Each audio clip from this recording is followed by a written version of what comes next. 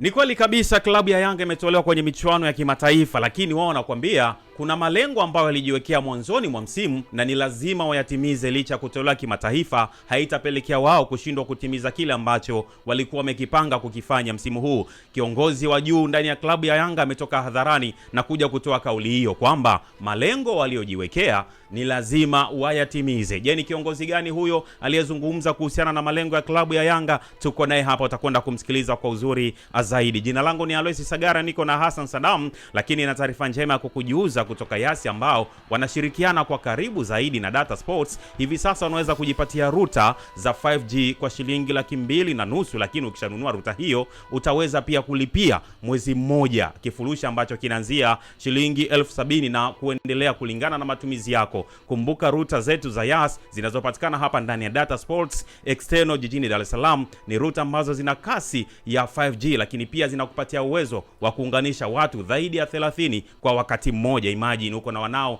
30 ndani ya chumba kimoja au mtani kwako, unaunganisha kupitia ruta za Yasi za 5G, wanaweza kutumia zaidi ya 30. Ni watu wengi sana. Jipatia kwako sasa, zinapatikana hapo ofisini kwetu. Data Sports ni External jijini Dar es Salaam. Hassan Sadam, Yanga baada ya kuondoshwa kwenye michuano ya kimataifa, kuna kiongozi wa juu amekuja kutoa neno kwamba licha ya kwamba huku tumetolewa, lakini malengo yetu bado hayajaharibika. Kuna malengo ambayo tulijiwekea mwanzoni mwa msimu, lazima tuje tuyatimize mwishoni mwa msimu, na tutakutana na kueleza hapa tumefanikiwa na hapa tumekwama. Kwa hiyo malengo yanafahamika.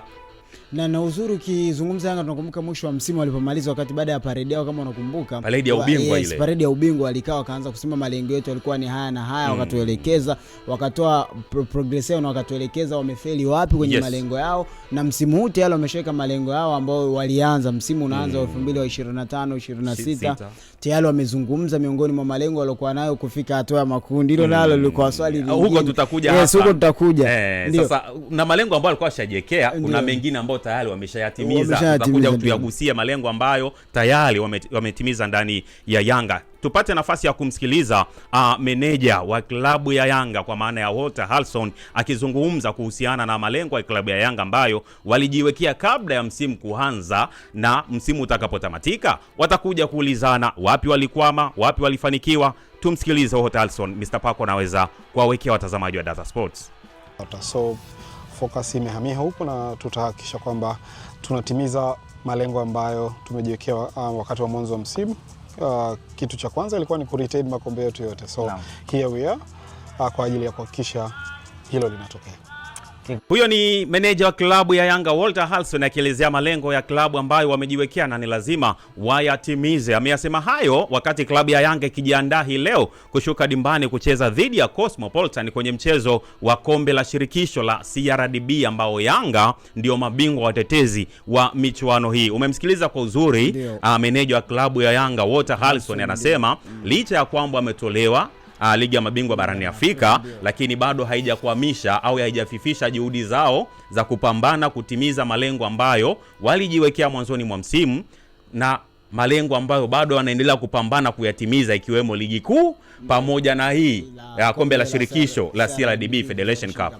Ukimsikiliza Walter Harrison, miongoni mwa malengo ya kwanza makundi ambayo Engineer Harris alizungumza, tena nakumbuka alikuwa anaingia mkataba na SportPesa, nafikiri hivyo ndo aligundua akasema kwamba malengo yao msimu huu ni kufika hatua ya makundi kama unakumbuka ya kombe la klabu bingwa barani Afrika. Hatimaye malengo wametimiza, kwamba kama kufika makundi wamefika, japokuwa iliacha maswali mengi. Je, klabu kama ya Yanga inawekaje malengo ya kwamba wanafika tu klabu bingwa hatua ya makundi, klabu bingwa, wakati walitarajia labda wavuke kwenda hatua ya robo finali na malengo mengine mbele tunaacha kwa sababu alikuwa ni malengo ya Engineer. You never know when the Engineer hakuna nini. Engineer ni rais wa Yanga. Kwa alichokizungumza yeye alikuwa anamaanisha kwamba taasisi kama ya Yanga malengo yake ndio haya. Anapozungumza Engineer Hersi, kumbuka mwamvuli wake mkubwa ni rais wa klabu ya Yanga. Kwa alichokizungumza ndio malengo ya Yanga pia. Ndio. Kwa hiyo ina maana kama walikubaliana hivyo, unaweza kusema ni sawa, malengo yamefanyaje? Yametimia. Unaweza kuweka katika kwenye malengo ya msimu 2025-26 kwa upande wa Yanga, hayo katika hatua za klabu bingwa barani Afrika kwa msimu,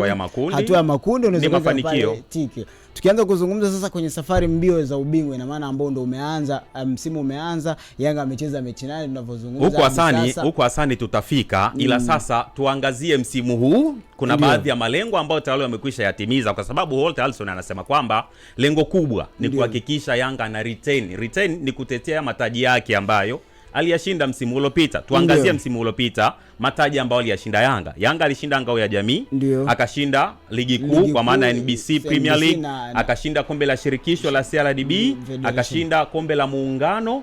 Hayo ni yale mashindano ambayo ni rasmi. Ukija kuna yale mabonanza yale ambayo alikuwa akaenda kuyachukua, ikiwemo ile Toyota Cup ambayo alikwenda kuchukua Afrika ya Kusini. Sasa msimu huu kwenye yale makombe 4 ambayo tumeyataja, ngao ya jamii, kombe la muungano, ligi kuu, CRDB, tuweke na kombe la mapinduzi.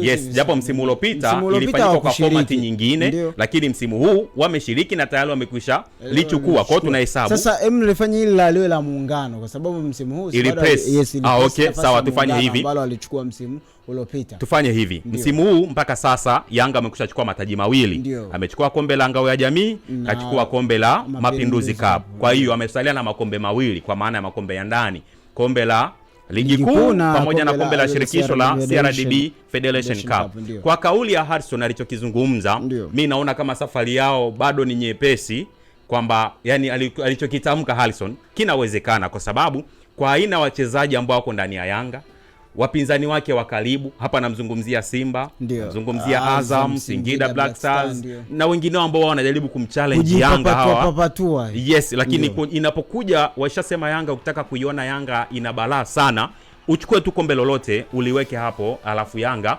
wakafanye kushiriki michuano hiyo. Mimi wasiwasi wangu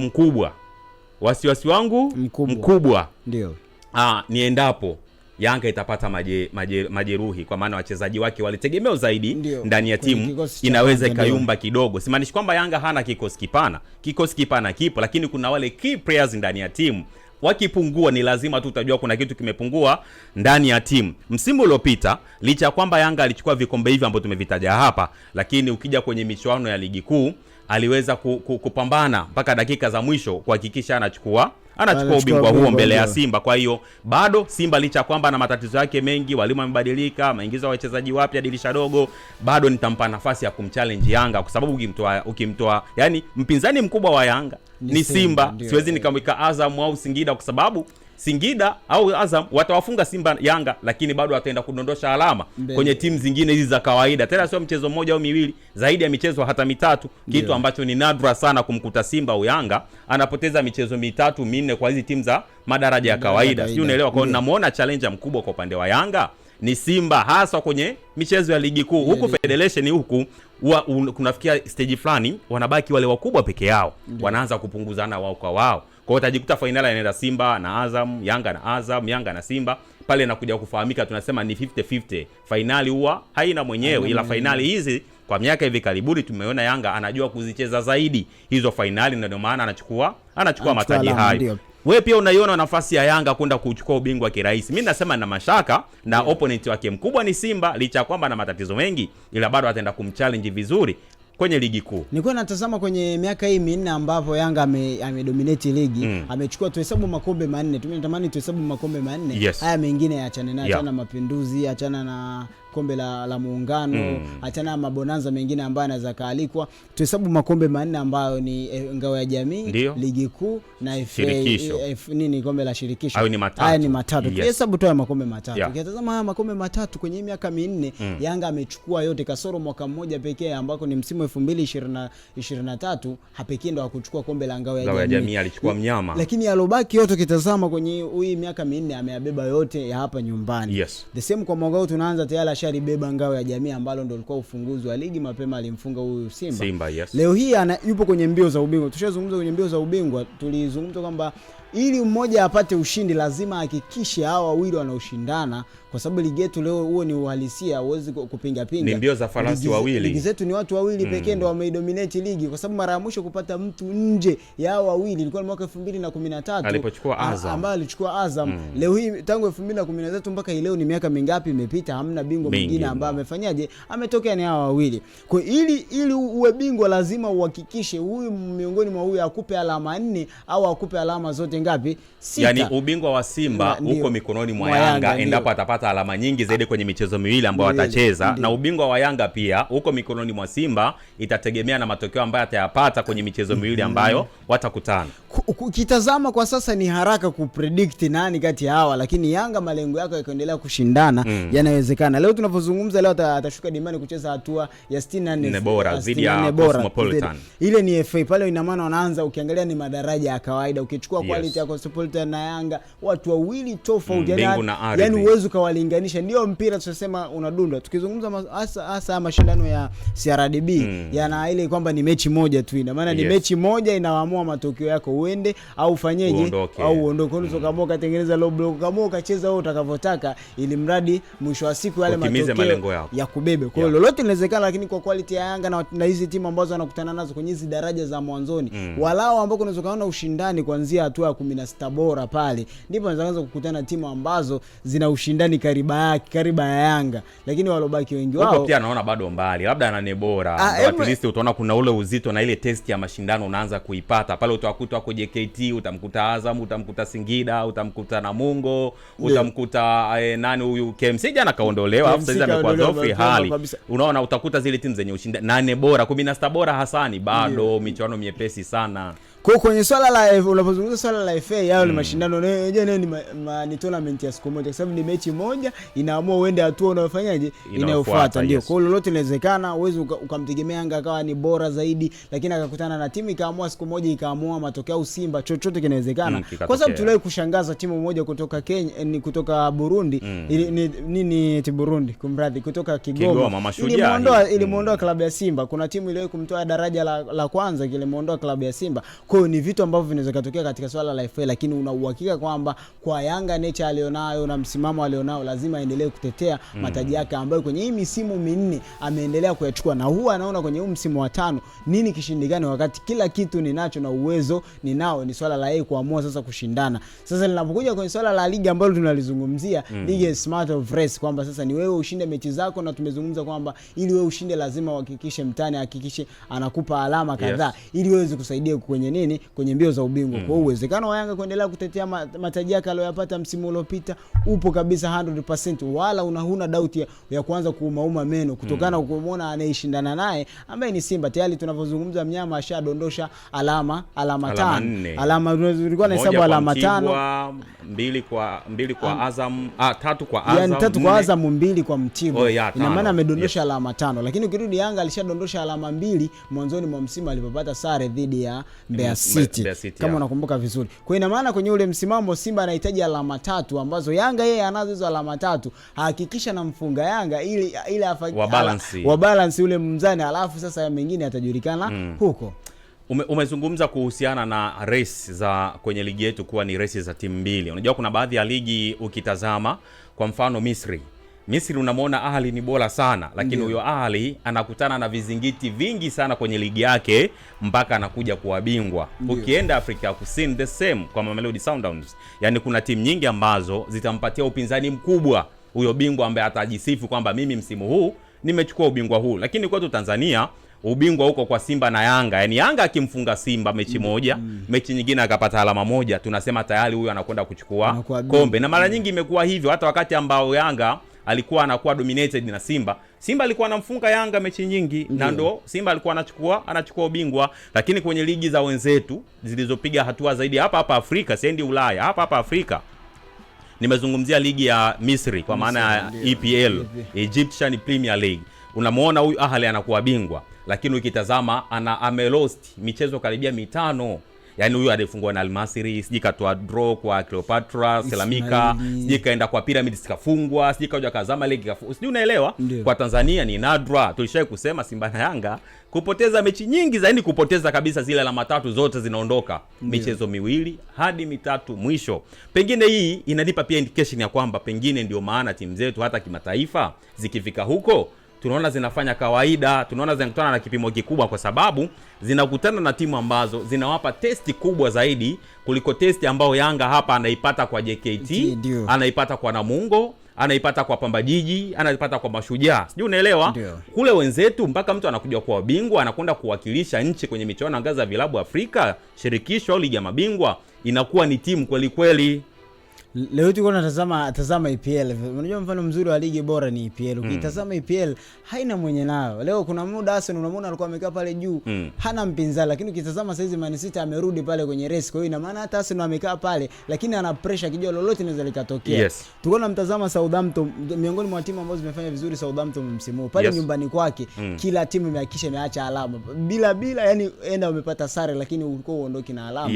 Nafikiri Arsenal pekee ndio aliondoka na alama, lakini wengi waliobaki pale wote wameacha alama. Uwanja ndo unaitwa St Mary's St Mary's. Wengi wameacha alama. Kwa ukiangalia ushindani wao wa ile ligi ya England hautabiriki. Kuna wakati tumekuja kukaa mpaka dakika za jioni, kuna mechi kipindi cha pili ndio imeamua nani awe bingwa kama unakumbuka, kati ya Liverpool na Manchester City kwenye race ambayo ni tofauti na baadhi ya ligi. Kuna ligi nyingine Ulaya nazo ni the same, lakini ukija nyumbani hapa kwetu Simba na Yanga. Ukiachana msimu ambao ulikuwa unatazama msimu wa 23 ambako Simba alishia nafasi ya 3. Ukitazama kuna sababu nyingine ambazo zilimfanya Simba ishie nafasi ya 3 alafu Azam ishie nafasi ya pili. Lakini misimu mingine ilosalia utamuona Simba na Yanga hata msimu wanabadilishana tu nani msimu wao bingwa nani msimu, lakini ukiangalia kwenye misimu minne Yanga amedominate. Kwa hiyo malengo ya Walter Alson aliyozungumza ni rahisi kutimia kutokana na Yanga ambayo tunaiona kwa sasa. Tukiangalia focus ya klabu ya Yanga kwa sasa tena si haipo tena kwenye michuano ya kimataifa. Saizi wanarudi wanawekeza nguvu zaidi kuhakikisha michuano ya ndani kuhakikisha wanazitafuta zile alama 3. Ninapoambiwa kwamba alama 3 zitapatikana lazima zipatikane, kwa sababu leo una mchezaji aina ya Depu. Nilikuwa nakwambia kuna mchezaji aina ya Depu umemsajili gharama kubwa kutoka Denmark, kutoka Poland, ndio. Kwa ni mchezaji mkubwa class. Ina maana ukija kumchanganya akaja kucheza na baadhi ya wachezaji wengine labda wa Mashujaa, Mtibwa Sugar, kunakuwa na gap kubwa. Kuna muda mpaka nilikuwa leo Yanga anasafiri kutoka sehemu moja kwenda sehemu nyingine kwa ndege. Kuna mtu anasafiri kilomita kutoka Kagera mpaka Dar es Salaam kuifuata mechi kwa gari au nini, kwa basi. Kwa mfano Namungo anaweza katoka kule kwao Ruangwa wa Lindi akafika mpaka Mwanza pale Nyamagana kwa basi. Kwa mchezaji unajua sometimes hizi timu za daraja ya kati huwa kuna muda zinafungwa. Kuna sababu nyingi zimesababisha wao zifungwe. Ni quality ya mchezaji mmoja. Simba na Yanga unakuta mchezaji mmoja tu anaweza kaendana hata budget ya klabu, baadhi ya klabu Tanzania. Kwamba mshahara wa Depu unakuta kuna timu fulani ambao ndio budget yao ya baadhi ya vitu ndani ya klabu. Kwa hiyo una maana hizi timu nyingine, lakini kwa sasa focus ya Yanga ni ligi kuu, focus ya Simba ni ligi kuu. Kwa hapa wao wawili wao ndo watachaguana sasa kwa mwishoni ambako tayari inajulikana. Ukitazama tu race inavyokwenda, mtu shadondosha alama 3 unabidi uzipate. Je, huyo ambao unamtarajia akupe hizo alama yuko tayari kukupa? Hapo ndo kuna ushindani. Unatarajia huyo Yanga tarehe moja akupe nini hizo alama 3? Je, yeye atazitoa? Hapo ndo kuna swali jingine, anaweza kukufunga tena ukakuta anakunyang'anya alama, bado Yanga anaendelea kufanyaje kudominate ligi. Swali langu natamani nirudi pale mwanzo ulipogusia kwamba malengo ya Yanga kimataifa msimu huu ilikuwa ni hatua ya makundi. Kama alivyosema rais wa klabu ya Yanga Engineer Hersi Said. Wewe pia unakubaliana kwamba kweli Yanga hii ukiitazama ilikuwa inastahili kuishia hatua ya makundi au ilipaswa kusogea mbele zaidi? Kwa ufupi sana. Sasa hapo huwezi kaingilia swala la taasisi. Kama waliamua wakasema kwamba level ya Yanga wao ni kuishia hatua ya makundi, unaheshimu mwanzo. Ndio maana nikataka lakini kwa mtazamo wangu mimi Yanga haikutakiwa kuishia hatua ya makundi. Ilitakiwa kusogea walau robo finali, walau robo finali. Kwa kama walau robo finali, kuona iona pia ilikuwa na nafasi ya kusogea hata nusu finali. Hata nusu. Lakini walau wangeishia robo finali tukaondoa kuna hichi kitu nacho kingine kimetengenezwa kwamba Yanga sasa naye tayari ni wa robo naye, kwa hiyo maana ni wa makundi tayari kama mwenzetu ambaye ni nini wa mwaka robo. Kwa hiyo unasema Yanga naye hivi karibuni ataanza kupachikwa jina la mwaka robo. La makundi. Mwaka kundi. Hapana, Yanga si wa level hizo. Huyo ni Hassan Saddam. Ndivyo ambavyo tunamaliza kutazama maelezo yaliyotolewa na meneja wa klabu ya Yanga Holter Halson. Amesema kwamba malengo aliyojiwekea ni lazima wayatimize, tumekupitisha kwenye mafanikio ambayo tayari Yanga wamekwisha yapata msimu huu na yale ambayo yamesalia ikiwemo ligi kuu pamoja na kombe la shirikisho. Je, wewe ukiwa kama mdau wa soka, ukiwa kama shabiki au mwanachama wa klabu ya Yanga, unaona malengo mliojiwekea msimu huu yanakwenda kutimia, hasa kwenye michuano ya ndani? Upinzani kutoka kwa Simba, Singida Black Stars na Azam hautoweza kuwatetelesha kidogo? Unaruhusiwa kuweka maoni yako hapo chini, lakini pia usisahau kusubscribe, kucomment na kulike, kwa sababu vipindi vyetu hapa vinakuwa vinapandishwa pale ambapo watu wana kiu zaidi ya kupata kitu tunawapatia. Yaani sisi tunajua wanahitaji kitu gani na tunawapatia watazamaji wetu. Kwa hiyo ni vizuri zaidi kuweka notification ili tukiposti tu vipindi vyetu hivi unakuwa wa kwanza kuhabarika. Langu jina ni Alois Sagara, nilikuwa na Hassan Saddam nyuma kamera. Ni Mr. Pako. Tukutane tena wakati mwingine. Bye bye.